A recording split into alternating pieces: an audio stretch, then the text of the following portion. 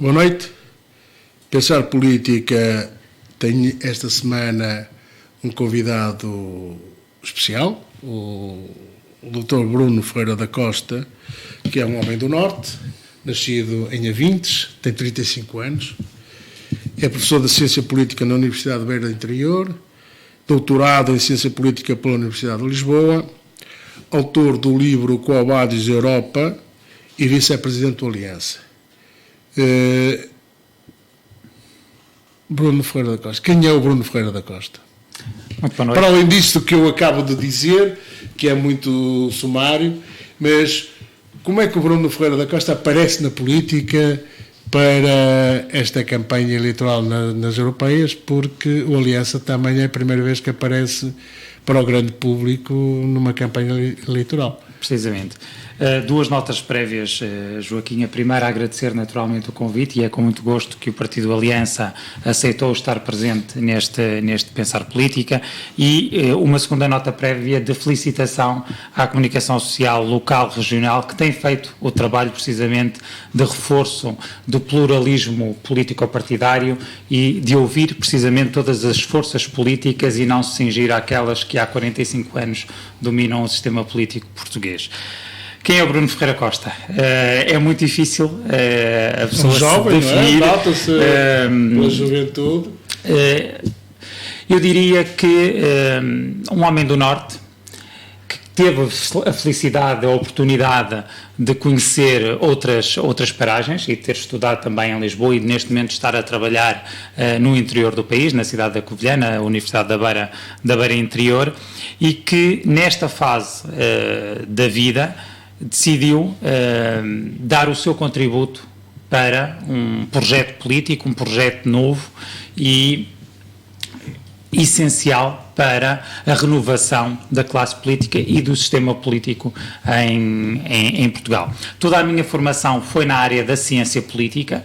É algo que eu costumo dizer aos meus alunos, é que de facto ciência política e exercício político são duas temáticas completamente distintas. Nós, como cientistas políticos, temos o dever de estudar a política e de estudar o funcionamento da política, mas não devemos criar barreiras que nos impeçam de exercer aquilo que é um ato de cidadania, eu diria até um dever de cidadania, que é participar ativamente na construção política. E foi esse feeling, às vezes precisamos de feelings, que eu senti quando o projeto Aliança foi criado pelo Dr. Pedro Santana Lopes. É uma das coisas, eu estava a olhar para si e a refletir numa coisa que acho que já falámos previamente, mas que quero pôr aqui no espaço público.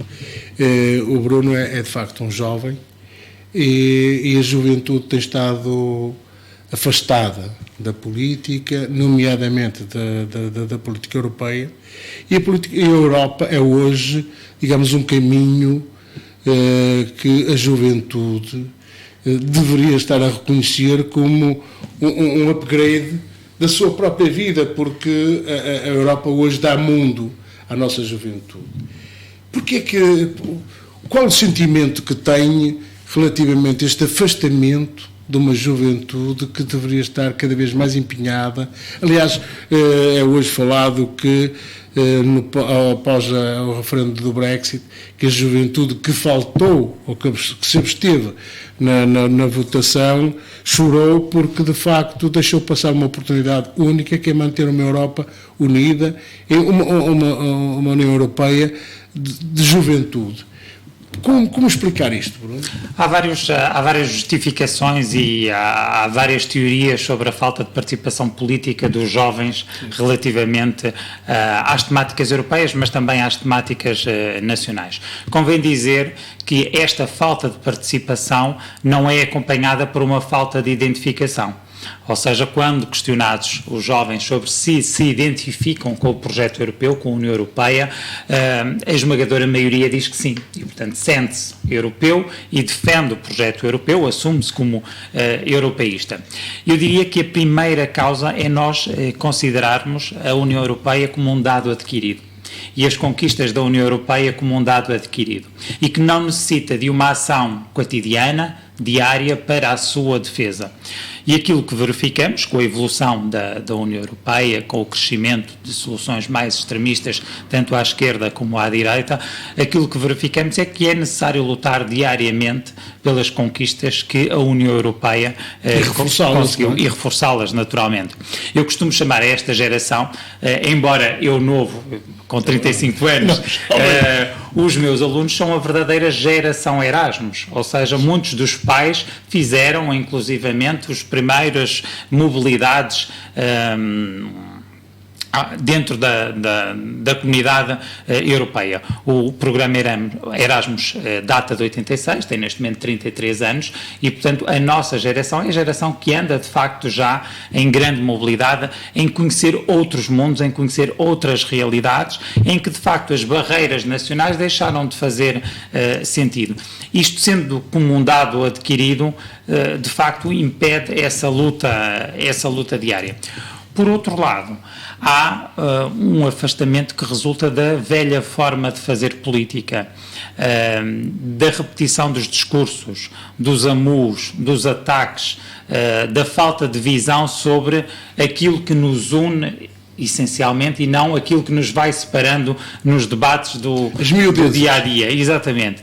E aquilo que nós vemos nos vários debates que têm acontecido, não só nestas eleições para o Parlamento Europeu, mas também nas anteriores eleições legislativas, são debates em que, provavelmente, após 2-3 minutos, um jovem de 18, 19, 20 anos já mudou de canal, já fez o zapping, porque, de facto, vê ali um ataque constante às outras forças políticas e não vê ideias, projetos que possam, de facto, ser partilhados e comuns com os outros Estados-membros, porque, de facto, os jovens já não se identificam por oposição, identificam-se por semelhança. O que é que nós partilhamos de comum com os nossos parceiros europeus? Tem sido, de facto, uma pobreza franciscana, como se costuma dizer, os debates sobre as questões da Europa. Mas, antes de entrarmos propriamente na discussão da Europa e dos problemas da Europa, eu não deixaria de colocar a questão quem é o Aliança. Aliás, quer dizer, eu, quando digo quem é o Aliança, eu conheço o Aliança, acompanhei o nascimento do Aliança, mas quais são as bases programáticas do Aliança?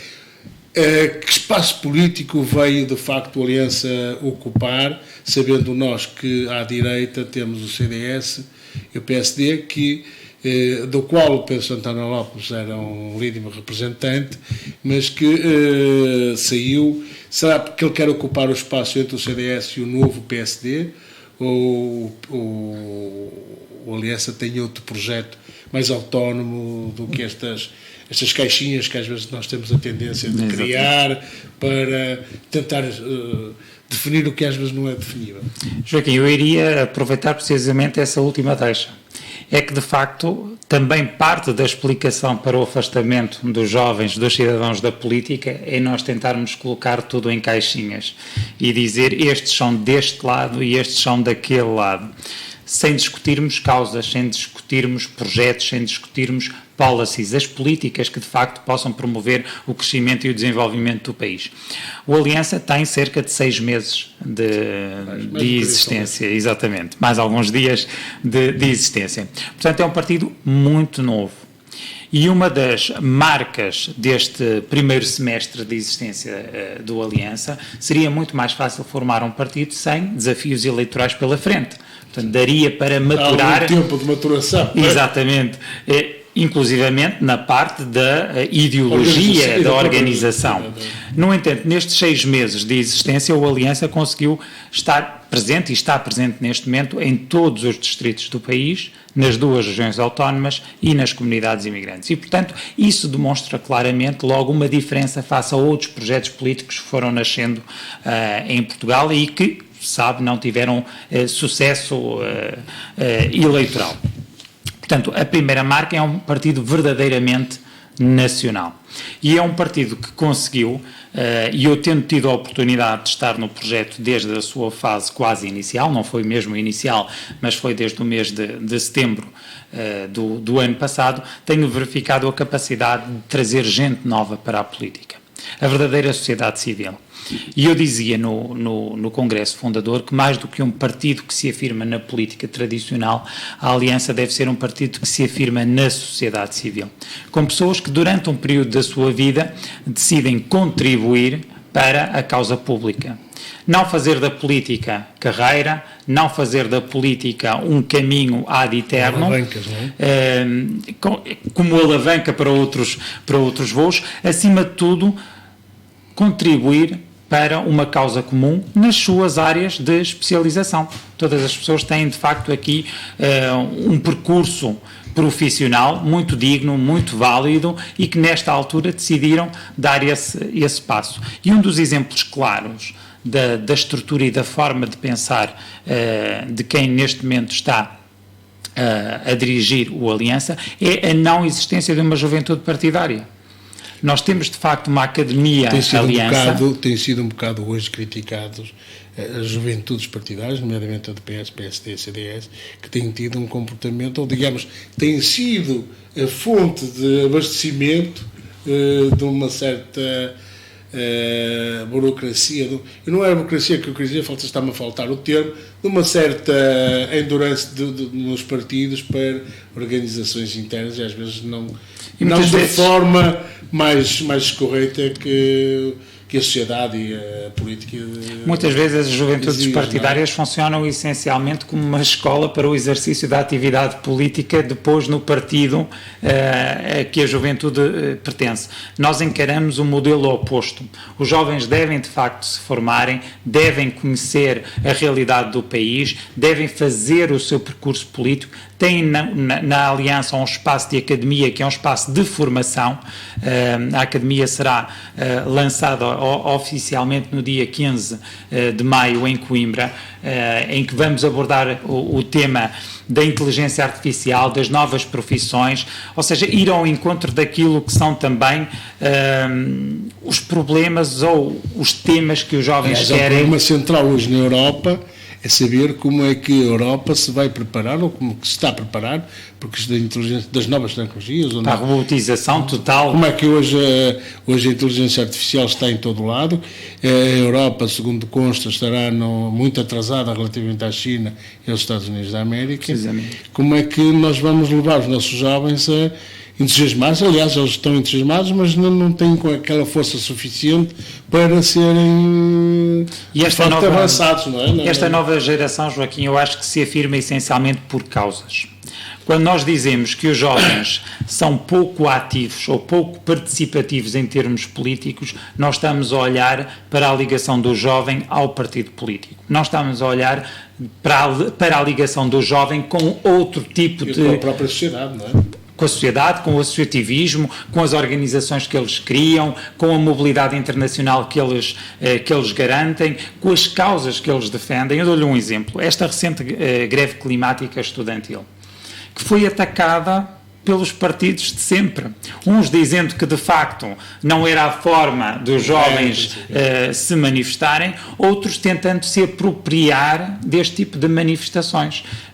Quando, de facto, nestes momentos, aquilo que os partidos políticos devem fazer é abrir o espaço para os jovens se manifestarem, para os jovens defenderem o modelo de sociedade em que acreditem e serem parte ativa na procura de soluções de problemas. De facto, o movimento dessa juventude é único e é, de facto, uma alteração significativa na forma da própria juventude olhar para o espaço público, não é? Porque eles defendem uma causa importantíssima e, de facto, fugiram a toda a construção de política que é feita pelos partidos. A todas as redes. Eles sentiram-se um bocado atacados. Há aqui, de facto, um papel muito importante da sociedade civil. E quando a sociedade civil se liberta, seja dos detentores de poder, seja, por exemplo, de centrais sindicais, como nós vemos recentemente, sindicatos que não se enquadram dentro das centrais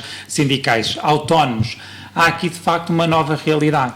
que não deve ser desvalorizada, que não deve ser atacada, deve ser essencialmente compreendida, porque as pessoas deixaram de se identificar, seja com os partidos do velho situacionismo político, seja com a velha forma também de fazer sindicalismo laboral. E, portanto, eu acredito que aqui que os jovens encontraram, e ainda bem, um novo palco de atividade e causas pelas quais se unem e pelas quais devem lutar. Os partidos políticos hoje em dia, mais do que a velha dicotomia esquerda-direita, que não está ultrapassada, convém dizer, sim, sim, mas que de facto não... Está sempre uma discussão presente. Exatamente, devem se assumir essencialmente por causas. E quando a Aliança apresentou no seu congresso fundador a moção de estratégia global, apresentou-se claramente como um partido personalista, como um partido solidário e como um partido liberalista.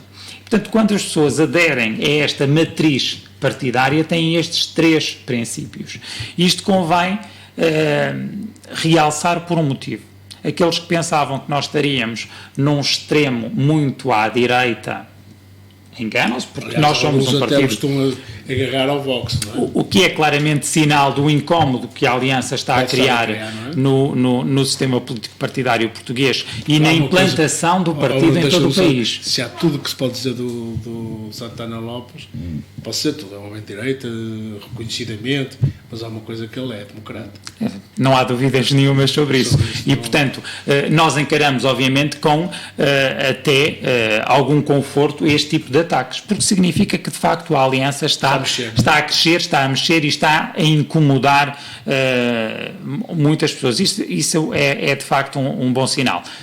Também sabemos que estamos na oposição a esta frente de esquerda. E em termos ideológicos, obviamente, sabemos muito bem qual é o nosso espaço, temos alguns passos... Aliás, quer dizer, desculpa interrompê-lo, desde que foi constituído porque entendia que o PSD de Rui Rio não era capaz de fazer uma oposição séria à esquerda, à geringonça, não é? Que está precisamente, nós demos vários passos, inclusivamente, considerando que poderia ser mais vantajoso em termos daquilo que é o nosso sistema político e eleitoral, uma frente de direita a combater esta frente de esquerda. Isso são cálculos evidentes e muito simples de se fazer com o método de onde. Nós demos esses passos foram recusados pelos líderes políticos do PSD e do CDS e afirmamos o nosso caminho. Para uma ligação com o CDS, mais com o CDS do que propriamente com o... Mas que não teve êxito, não é? A questão não é de ter êxito ou não. De facto, nós consideramos que a forma como o sistema político português está moldado e a forma como se convertem votos em mandatos através do método de ontem, seria mais vantajoso ter essa junção de esforços. Mas sempre com uma linha clara. A Aliança não deixaria de ir ao combate político se de facto tivesse uma resposta negativa das outras forças políticas. Isso é muito evidente desde a sua criação nos vários posicionamentos políticos que a Aliança tem tido sobre os problemas que o país enfrenta. Bruno, eu vou agora dedicar um bocado de tempo para falarmos do Aliança internamente, para depois então entrarmos no grande debate, que é o debate das europeias e das políticas europeias. E nesse aspecto, eu pergunto, como é que o Aliança vê internamente a política na área da economia? Não é? Eu, por acaso, costumo dizer da economia, mas os puristas da linguagem dizem economia. Exatamente. Eu como sou de económicas, costumo dizer economia. Portanto, há hoje, digamos, um sistema... a partir deste governo chamado geringonça, digamos, umas certas políticas keynesianas, não puras, porque de facto há aqui uma certa austeridade, encapotada. Um bocado encapotada, sem dúvida, mas há muito de Keynes nas políticas seguidas. E como é que o Aliança vê e como é que se encarreiraria para as questões políticas, as questões económicas, as questões sociais, nomeadamente as questões ligadas à segurança social, a questão da saúde, que é fundamental, a lei de base da saúde, e de facto um outro tema que é central num pouco na definição daquilo que o Costa uma vez disse, que era necessário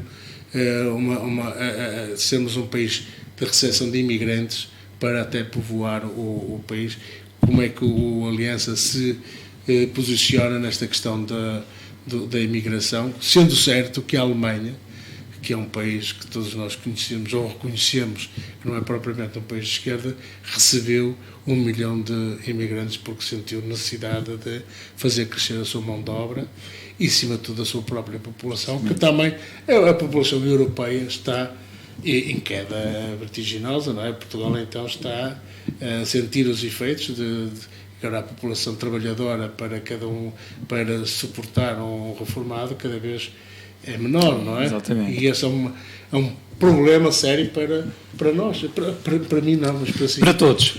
Sobretudo para si, que não tem muitos anos pela frente, não é? Nós temos aqui vários problemas. Eu deixei-lhe o espaço para você agora. Precisamente. Temos aqui vários problemas, e o facto de ter elencado esses temas significa que, de facto, esses temas são centrais naquilo que é o dia-a-dia da sociedade portuguesa e significa também que uma determinada imagem de melhoria clara do país face ao período de intervenção da Troika não é verdadeira. E, portanto, há uma melhoria porque houve uma reposição de alguns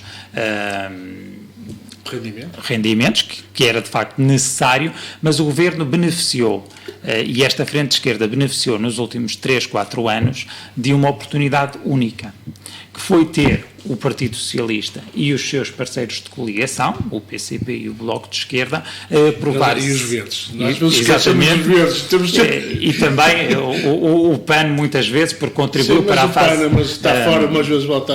Para a fase inicial. Às vezes volta não é? Tiveram um ambiente único para promover um verdadeiro crescimento económico do país. E aquilo que nós estamos a verificar é que aquilo que o Governo fez, muito por ou através de cativações, é um crescimento pífio, um crescimento mínimo, um crescimento abaixo dos 2%, um crescimento que fica claramente aquém do crescimento atingido pelos países do leste europeu, que entraram na União Europeia em 2004, 20 anos depois. E este ano já estamos a falar com 1,7, 1,8 nas melhores das hipóteses, mas a questão é, mesmo que fosse 2%, é um crescimento claramente aquém do crescimento dos nossos parceiros europeus, é um crescimento claramente aquém da potencialidade da economia portuguesa, principalmente porque não houve uma visão, não houve um olhar precisamente para os setores estratégicos, os tais clusters da economia portuguesa, e houve claramente uma aposta em aumentar a carga fiscal. Nós temos a carga fiscal em patamares máximos dos últimos anos. Portanto, dizermos que, de facto... Em termos nacionais, que não em termos europeus. Claro, em termos nacionais. Dizermos que, de facto, podemos promover o crescimento da economia, podemos motivar os empresários a investirem e em desenvolver o seu negócio numa escala verdadeiramente nacional, acaba por não ser possível com estes valores. Deixe-me só... Uma das coisas que me preocupa bastante é que nós não temos uma força empresarial muito elevada. Nós temos meia dúzia de grandes empresários. Outro dia estávamos a discutir, a Grécia tem 250, nós temos no máximo 10, nem 10 teremos. E isso, quer dizer, também é um fator que nos penaliza. Nós temos que recorrer, se quisermos crescer mais, a investimento internacional. Porquê é que os empreendedores portugueses não são gente de risco? Não são gente de empreender? Eu não diria isso, porque eu pessoalmente... Quer dizer, eu só falo destes 10 que nós conhecemos, claro. Mas felizmente há estes 10, ainda bem que há estes 10, não é? Mas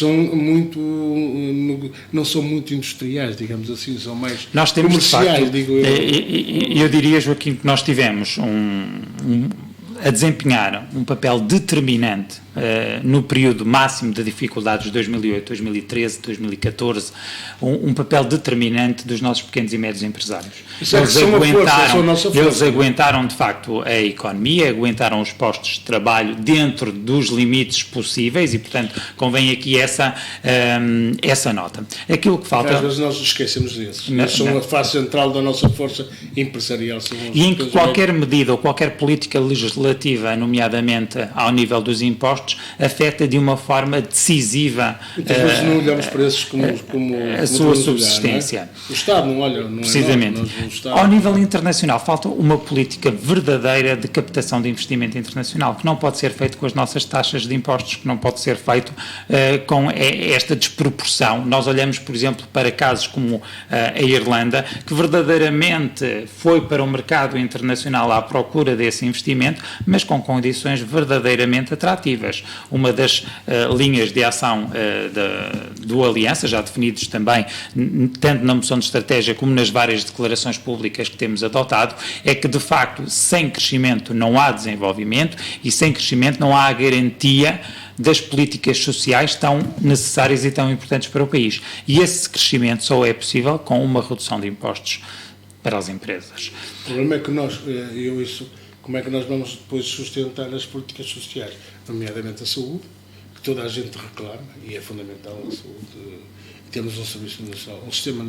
Não quero falar no sistema, quero falar no serviço. No serviço e não no sistema. Não no sistema, no Serviço Nacional de Saúde, porque eu também sou favorável a que haja uma ligação com os privados e que os privados não sejam esquecidos, mas que sejam complementares. Quer dizer, isto eu estou a falar, a transmitir a minha opinião pessoal, claro, que tenham uma presença, o Estado tem uma presença forte, mas que não esqueça a necessidade de ter o sistema privado e ter também o sistema social a acompanhar no serviço. Mas nós temos hoje um Sistema Nacional de Saúde que é conceituado, que tem uns níveis de prestação de serviços fabuloso, que está no top 15 dos melhores do mundo. Como sustentar se não for através de uma política fiscal mais redistributiva? Mais redistributiva, precisamente. Aqui a aposta, e no seguimento do que estava... do apoio que o Estado deve dar a quem quer, digamos, produzir riqueza. E investir, exatamente, no próprio país e em toda a dimensão territorial do país. É um mix entre o crescimento, investimento e a inovação, que era também um dos pilares, e que obrigaria a um entendimento e a uma presença constante do setor empresarial, por exemplo, nas nossas universidades, nos nossos centros de investigação, para haver precisamente uma simbiose entre aquilo que são as necessidades e aquilo que é o output que as universidades estão neste momento a garantir. Porque, de facto, se nós temos a formação de excelência em Portugal e em toda a faixa territorial do país temos universidades de excelência, o output tem de ser precisamente colocado ao serviço da população, do Estado, país, não é? Do país, dos empresários. Bruno, não acha que está? Eu acho que hoje, cada vez mais, as universidades estão ligadas... Tem sido feito esse trabalho, mas tem sido feito esse trabalho muito pelo esforço dos responsáveis das universidades e do mundo local onde elas se inserem, e não tanto através de uma política nacional que agregasse o Ministério da Educação, o Ministério do Ensino Superior, o Ministério da Economia, o Ministério das Finanças, para promover precisamente esse trabalho colaborativo. É o grande problema de Portugal, não é? É uma questão de coordenação. É uma questão de coordenação e é uma questão daquilo que nós, em termos populares, designamos das capelinhas e de sermos incapazes, muitas vezes, de verificar que é preferível esse trabalho cooperativo, muitas vezes até com núcleos empresariais que se distam quilómetros entre si e que de facto não têm qualquer tipo de relação ao nível daquilo que é a estratégia de crescimento e desenvolvimento das empresas que estão nesses centros empresariais. Tocou num ponto fundamental, que é o nosso Serviço Nacional de Saúde ou Sistema Nacional de Saúde. Eu percebo, obviamente, a distinção que faz, porque o Sistema Nacional de Saúde é uma conquista inegável. Porque o sistema é depois toda a população do que foi feito. Exatamente, e depois nós temos, de facto, neste momento, quase uma guerra entre aquilo que é o poder político e aquilo que são os funcionários, os trabalhadores, os representantes no dia-a-dia no nosso Serviço Nacional de Saúde. Médicos, enfermeiros, pessoal auxiliares médicos, numa constante guerra, demissões como nunca vimos de responsáveis dos diversos centros hospitalares, consultas marcadas com meses de distância face àquilo que é necessário, operações marcadas também para meses. Portanto, nós verificamos que há aqui uma falha clara. Não foi resolvido o problema dos médicos de família, continua a haver muitos portugueses sem médicos de família, e verificamos que há uma faixa do território português, há uma grande percentagem do território português que tem visto os serviços na área de saúde serem completamente não é só os serviços, deslocalizados. Não é só saúde, tem sido uma política centralista e uma política de desvalorização do território, os postos da GNR e das forças de segurança, e relacionando isso com o empreendedorismo, Joaquim, quando o Estado se ausenta destes locais, como é que nós vamos ao setor privado dizer mas vocês devem investir no interior do país quando nós já não temos lá os serviços necessários? Eu por acaso, quando o Costa falou em trazer imigrantes para repovoar o interior do país na área das agriculturas, porque nós sabemos que, por exemplo, os refugiados sírios, refugiados que são, agora não me recordo o nome dos outros países de onde é que eram a maioria dos imigrantes, que são pessoas dedicadas muito à agricultura. Ele foi gozado um bocado por isso, mas eu acho que era uma das boas medidas, era de facto porque as farmácias estão a querer fugir do interior porque não têm um número crítico de clientes para dinamizar... Garantir a sustentabilidade do seu funcionamento. Portanto, há aqui uma pescadinha de rabo na boca, não é? Porque as pessoas saem, porque não estão lá os serviços saem porque tem lá pessoas. Portanto, aqui, a questão é mais lata. É mais claro lata. Que há casos de sucesso, por exemplo, mesmo ao lado da Universidade da Beira Interior e em cooperação com a Universidade da Beira Interior, o município do Fundão tem recebido dezenas de refugiados, e neste momento os primeiros que chegaram ao Fundão estão todos já integrados. No Alentejo também aconteceu mesmo. E, portanto, em pequenos nichos este trabalho tem sido feito. A questão é mais transversal e que resulta também, nós sabemos que mais de metade dos refugiados que foram alocados a Portugal já abandonaram o território português. Isso não é atrativo, não é? E, portanto, nós temos de olhar primeiro para perceber se temos a capacidade de acolhimento e, mais do que acolhimento, de integração, para permitir que essas pessoas tenham um projeto de vida válido dentro do nosso território.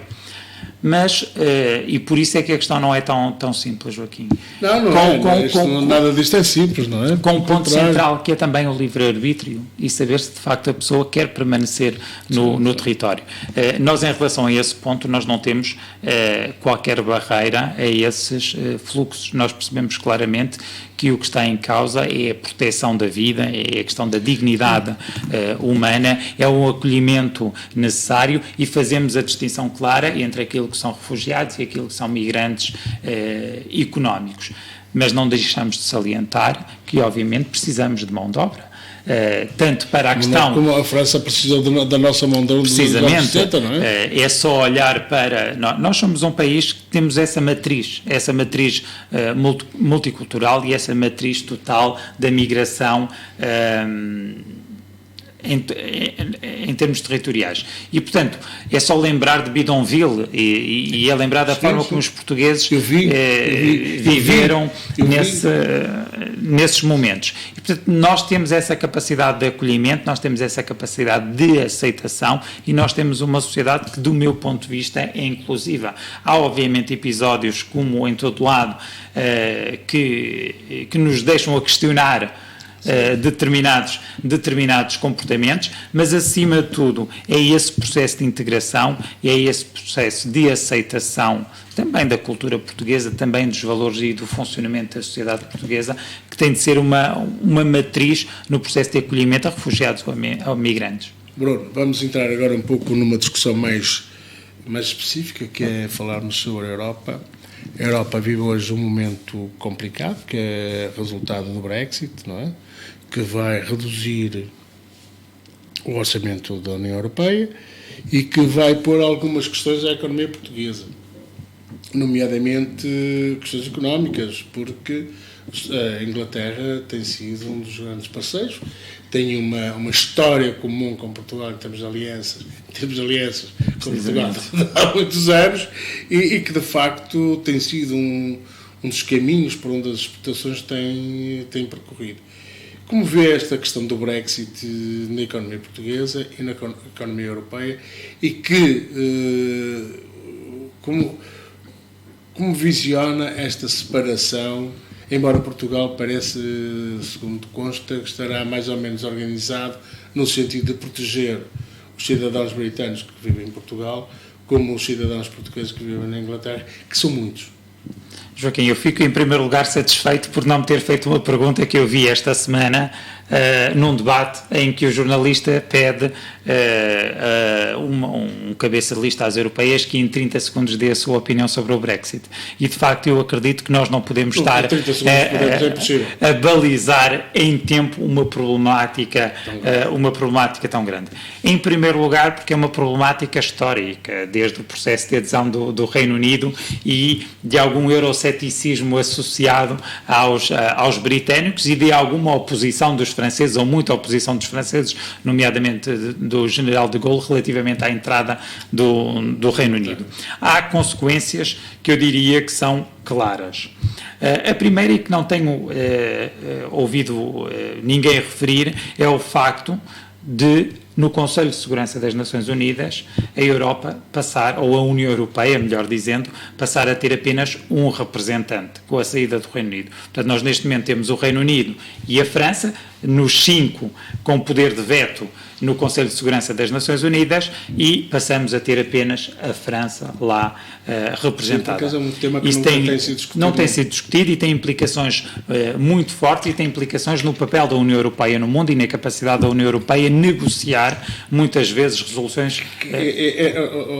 Por acaso você está a tocar numa tecla muito importante que tem a ver de facto como é que a Europa se vai organizar para confrontar-se com a Rússia, com a China, com os Estados Unidos da América, que costumam tentar também levar para o campo deles o próprio Inglaterra. Precisamente, e aqui entra num jogo de negociação. Naquele discurso que estava a ter com precisamente nesse jogo de negociação. Portanto, a ideia da União Europeia se assumir como um bloco forte, coeso, de defesa intransigente dos direitos humanos, das liberdades individuais, obviamente fica enfraquecida com a saída do Reino Unido. Em termos internos, eu penso que a situação poderá ser ainda mais dramática, porque, apesar de tudo, o Reino Unido servia quase como uma balança, um equilíbrio de poderes com o eixo franco-alemão.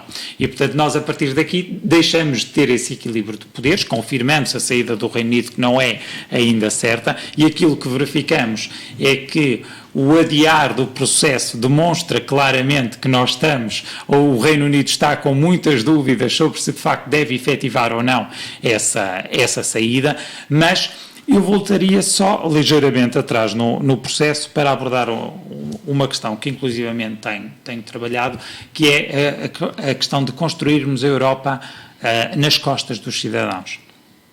E aquilo que nós temos verificado é não haver verdadeiro debate, não haver esclarecimento, não haver referendos, não haver posicionamentos políticos evidentes sobre a construção do projeto europeu. E nós temos um exemplo claro, é quando nós temos medidas positivas do arco da governabilidade nacional, essas medidas são atribuídas sistematicamente aos governos nacionais e àqueles que desempenham o poder executivo nacional ou até autárquico, como vimos muitas vezes em inaugurações de edifícios que são pagos ou financiados por fundos comunitários a 70% ou 80% e depois são dados como grande conquista do autarca ou do ministro dessa área.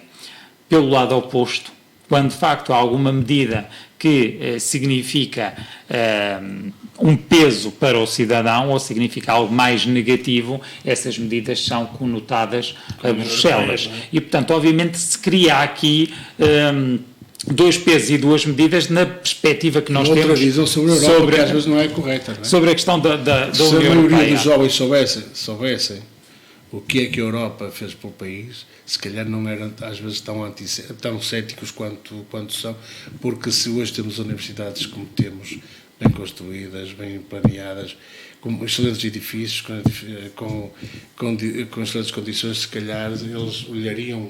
É esta mais-valia e é este historial de conquistas da União Europeia, de investigação, de desenvolvimento, de oportunidades de financiamento para a criação do próprio emprego, do Serviço Voluntário Europeu, do Erasmus. Hoje a União Europeia tem um programa que é também pouco referido, mas que é o Erasmus para fora da União Europeia, ou seja, designado International Credit Mobility. E, portanto, nós, por exemplo, na Universidade da Beira Interior temos estudantes no Norte da África, no Médio Oriente, temos professores e funcionários a visitar universidades no Sudeste Asiático, na Rússia, nos Estados Unidos, na América do Sul. E, portanto, isto cria, obviamente, essas pontes de cooperação. E quando eu digo que temos, também recebemos pessoas destes, dar mundo aos próprios alunos, destes países e criar precisamente elos de ligação ao nível da investigação, do desenvolvimento, que é essencial para o desenvolvimento do país.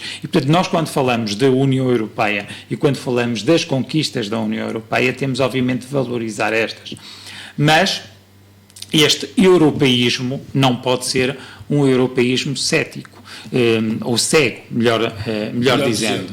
Porque, de facto, quando nós, e fomos acusados numa fase inicial, quando lançamos o slogan de uma nova atitude em Bruxelas, fomos acusados logo de eurocéticos ou de desconfiados. E nós gostamos claramente que isto fique transparente. Nós somos europeístas, nós acreditamos no projeto europeu, consideramos é que a Europa só pode funcionar se for mais solidária e mais coesa ao nível daquilo que são as oportunidades dos diversos povos que habitam dentro do espaço europeu, que é algo que tem de ser transversal ao que é realizado no país. Quando nós falamos na questão da coesão social e territorial em Portugal, porque de facto aquilo que nós verificamos é um país a pender para o mar. E eu muitas vezes digo, cuidado que ainda afundamos no Oceano Atlântico. Na Europa... Falem no Oceano, desculpa, porque eu queria... agora foi levantada uma necessidade de falar no Atlântico. Sim.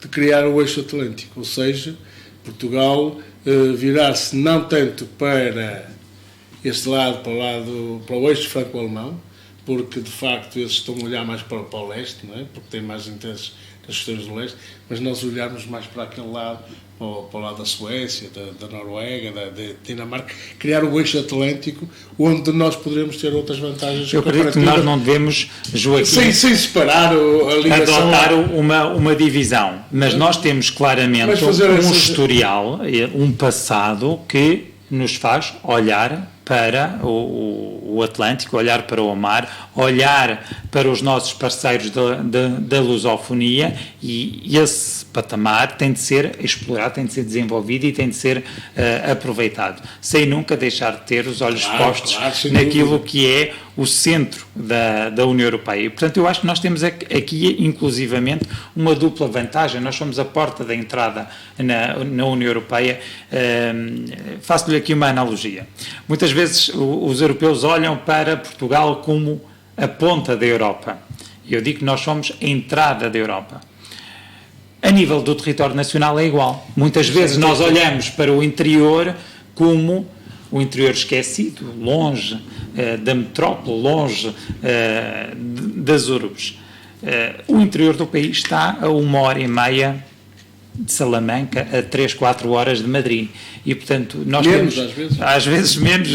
Eu costumo conduzir sempre dentro dos limites de velocidade. Aqui é que nós temos uma oportunidade territorial de aproveitar precisamente esta disposição de Portugal, em colaboração com a CPLP, em colaboração com os nossos parceiros atlânticos, mas nunca deixando de afirmar a nossa matriz europeísta. É uma das coisas que não tem sido muito dinamizado, são os projetos transfronteiriços que Portugal poderia, aliás, tem desenvolvido a norte, nomeadamente com a Galiza, não é? Mas depois esquecemos o resto, no resto do país não tem havido... No norte do país tem sido, de facto, feito um esforço muito significativo. Se calhar porque há alguma identidade entre o norte do país e a Galiza, não é? E muitas vezes até com alguma dinâmica que pode ser associada. Na nanotecnologia entre Braga e Vigo tem sido disso prova, onde há uma dinâmica muito boa, tendo a sério. E são dinâmicas, Joaquim, que têm de ser exploradas, ou seja, muitas vezes através de polos universitários, a UBI, por exemplo, com a Universidade de Salamanca, mas Évora também com Sevilha, com Cádiz, ou seja, muitas vezes parte desse pressuposto do trabalho universitário, outras vezes parte, obviamente, do mundo empresarial, mas não tem de deixar de partir também daquilo que é o poder autárquico, o poder local e o poder nacional. E nós, quando afirmamos a União Europeia esta nova atitude, é precisamente dar mais voz a Portugal e não admitir que haja comboios a 2, 3 velocidades dentro do projeto comunitário e, de certa forma, mostrar também a nossa insatisfação por estarmos claramente a ser ultrapassados ao nível daquilo que é as oportunidades, o desenvolvimento, o crescimento do país por outros parceiros. Têm de ser criadas também as condições para nós crescermos a um patamar idêntico aos outros países. Temos a responsabilidade também de muitas vezes não termos feito o nosso trabalho, não termos explorado totalmente os fundos comunitários, não tendo executado na sua totalidade os mesmos, não tendo os dirigentes políticos à altura para afirmar esse desenvolvimento, tendo muitos governos visto a sua duração interrompida por questões internas, por questões políticas, por questões estratégicas. Aquilo que é certo é que se nós excluirmos os últimos anos aqui na nossa vizinha Espanha, há uma diferença enorme entre o número de governos de Portugal desde a Revolução de 74 e o número de governos em Espanha, o número de primeiros-ministros e o número de chefes do Executivo em Espanha. E a estabilidade política é determinante para pensar o país a 10, 15, 20, 30 anos. Essa é uma questão central, Bruno, porque acho que nós não temos tido capacidade de fazer isso. Não temos tido capacidade de criar pontos. De pensar no futuro, não é? De pensar no futuro, de criar pontos. Não tem havido aquilo que muita gente reclama, que é as políticas estratégicas para áreas fundamentais, como a saúde, a justiça, a educação. Não tem a defesa, a justiça, não tem havido aquilo que muita gente diz, os pactos de regime, para que haja uma política de continuidade, para que qualquer governo que tome posse, a primeira coisa que faz é revogar tudo aquilo que o outro fez. E os últimos anos são aproveitados para medidas populistas ou eleitoralistas. Ou dizer mal do anterior, não é? Joaquim, eu dou-lhe um dado que deve fazer as pessoas refletir. Nós, há dias, celebramos os 45 anos de democracia, de abril, em Portugal. Em 45 anos, nós tivemos eleições em mais de 35 anos. Ou seja, eu não lhe quero estar a dar por erro o número, são 8 ou 9 anos. Só apenas em 8 ou 9 anos da nossa democracia não houve qualquer ato eleitoral.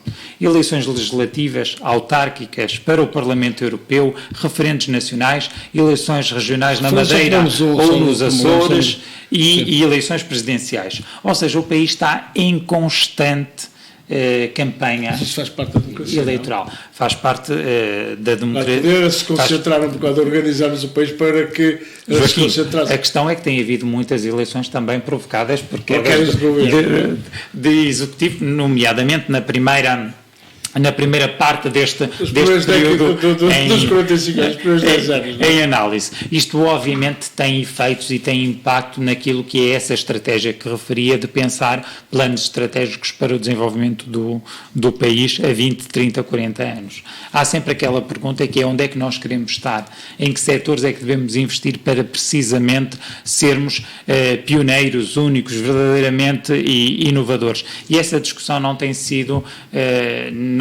realizada e, portanto, parte do trabalho da Aliança, um dos compromissos que nós assumimos é que nós não apresentaríamos propostas sem elas serem devidamente estudadas e fundamentadas. E por isso muitos até nos acusam...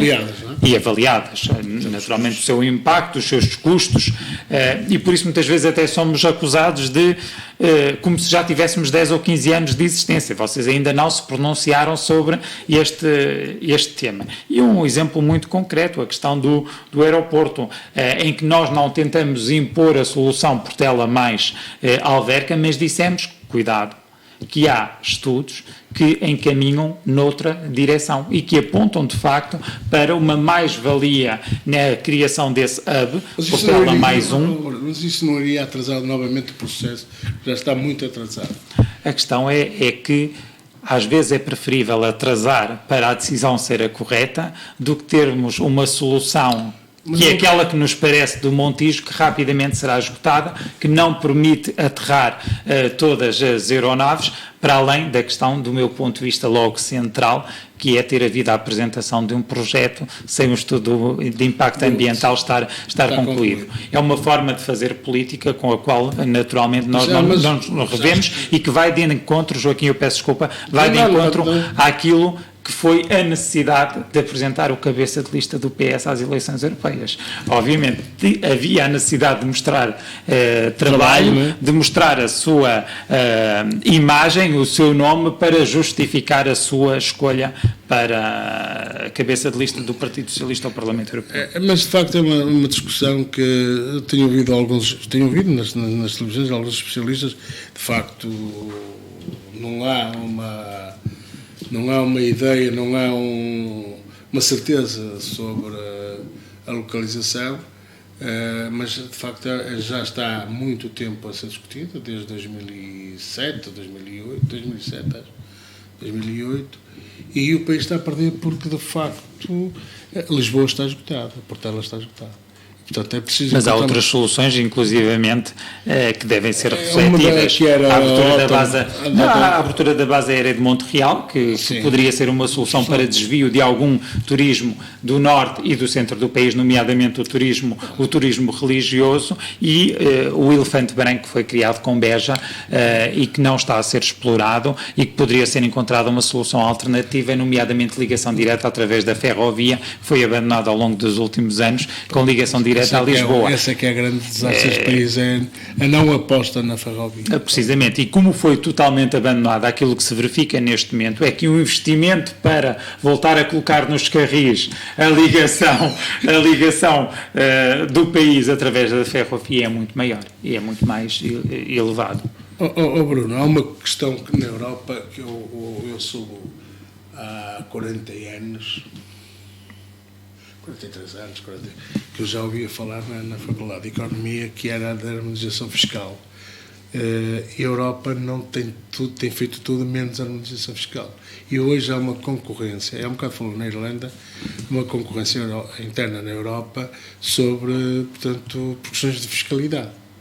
Será justo haver no seio da família, digamos, haver esta disputa por investimentos que sejam avalizados por alterações de fiscalidade, ou devemos partir de facto para que a Europa viva uma verdadeira harmonização fiscal, portanto que todos no seu interior tenham as mesmas condições para implantar os seus projetos, independentemente do... Aqui a matriz é perceber que projeto europeu é que nós pretendemos. E quando nós falamos que a União Europeia não é uma federação, mas também já não é uma simples união ou confederação de Estados, portanto está ali num limbo entre aquilo que é Não sabemos o que é que queremos. Exatamente. A partir do momento em que ainda não está definido precisamente qual é o modelo final de projeto, se existe esse modelo final de projeto, porque eu acho que de facto a União Europeia é um modelo construído dia a dia, passo a passo, com avanços e recuos, com aprofundamento, com alargamento nos casos, impede obviamente qualquer tipo de política mais forte, mais coesa ao nível desse processo de harmonização fiscal, principalmente porque nós estamos a falar aqui também de alguma perda de soberania dos Estados naquilo que é a sua captação de investimento e naquilo que é a sua... A Holanda conseguiu captar alguns investimentos dando-lhes vantagens fiscais. Precisamente. A Holanda é outro país que está...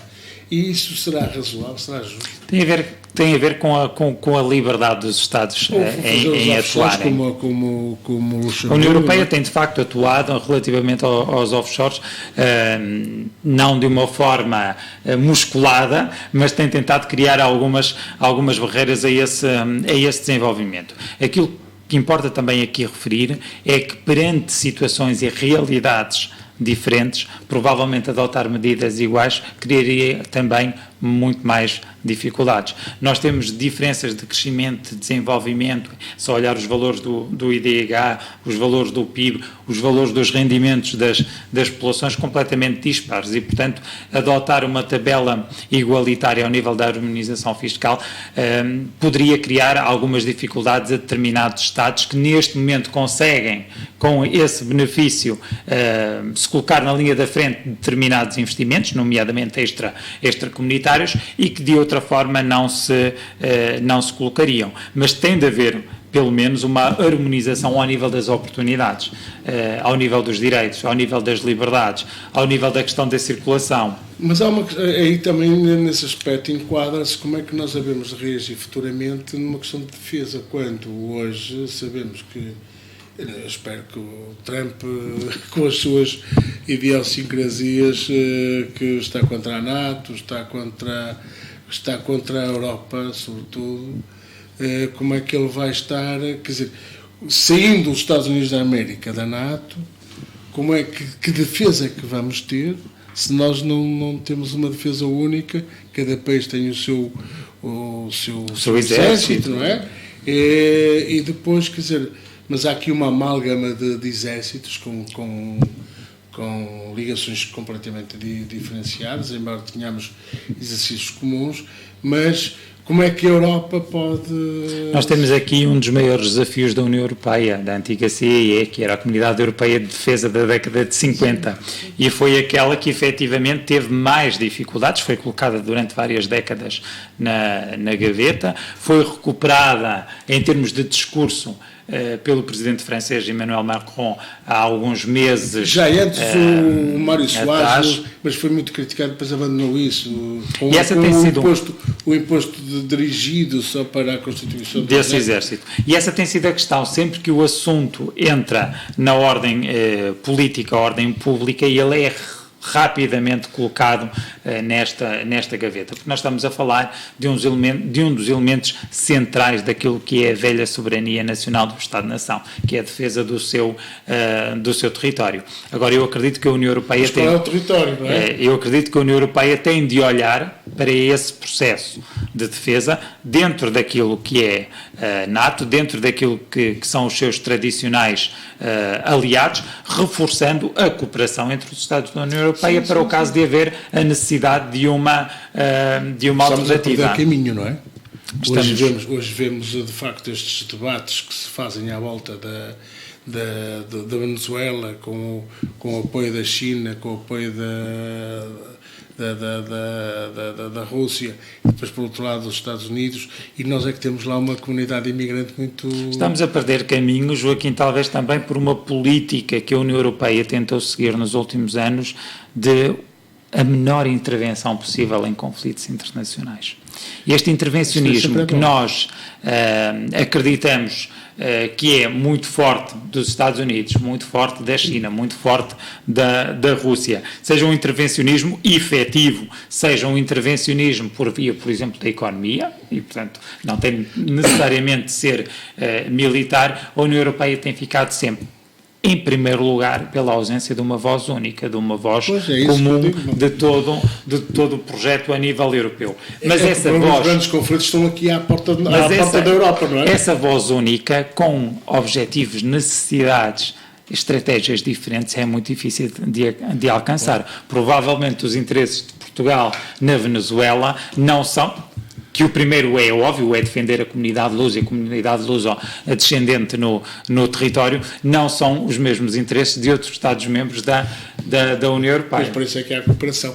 O nosso tempo está a chegar ao fim. Bruno, eu vou-lhe dar o tempo que falta para esgotarmos o nosso programa, para dar a mensagem do Aliança para estas novas eleições, para as eleições europeias, que é a primeira vez onde o Aliança vai ter palavra, vai ter voz, tem o tempo para se dirigir a quem nos ouve sobre o projeto do Aliança e sobre a mensagem do Aliança para as eleições europeias. Muito obrigado, Joaquim. Eu aqui gostaria essencialmente de deixar uma nota de confiança. Em primeiro lugar, porque de facto este é o primeiro ato eleitoral em que o Partido Aliança se apresenta e decidimos fazer diferente, escolhendo pessoas competentes, com um grande conhecimento sobre as temáticas europeias, nomeadamente o nosso cabeça de lista, Dr. Paulo Almeida Santo, e sem experiência na política. E, portanto, esta forma de fazer diferente, de trazer pessoas novas para a política, de ir à sociedade civil buscar valores que têm créditos nas suas atividades profissionais, é claramente uma mais-valia. Em segundo lugar, uma nota de que viemos para discutir a Europa, para falar sobre a Europa. Apresentamos, logo na fase inicial de pré-campanha eleitoral, no mês de fevereiro, o nosso manifesto com as 21 medidas e que estão disponíveis no nosso site. E, acima de tudo, estamos disponíveis para debater com os outros partidos, não fugimos a esse debate porque acreditamos que, de facto, é necessário uma nova atitude de Portugal na União Europeia, é necessário caras novas a defender os interesses de Portugal e dos portugueses na União Europeia, e deixo aqui um apelo claro à participação. As últimas eleições para o Parlamento Europeu de 2014 tiveram uma participação a rondar os 33%.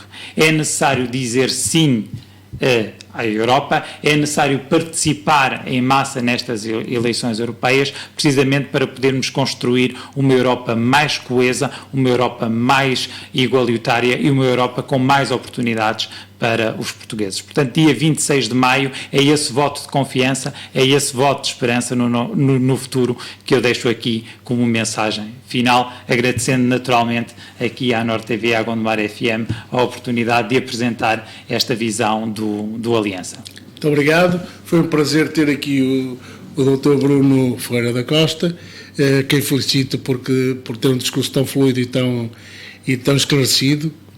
Muito obrigado pela presença, foi para nós um prazer tê-lo cá. Esperemos que noutras alturas também apareça para outros debates, para outras questões, porque de facto é sempre um prazer falar com quem traga algo de novo. Muito obrigado. Muito obrigado.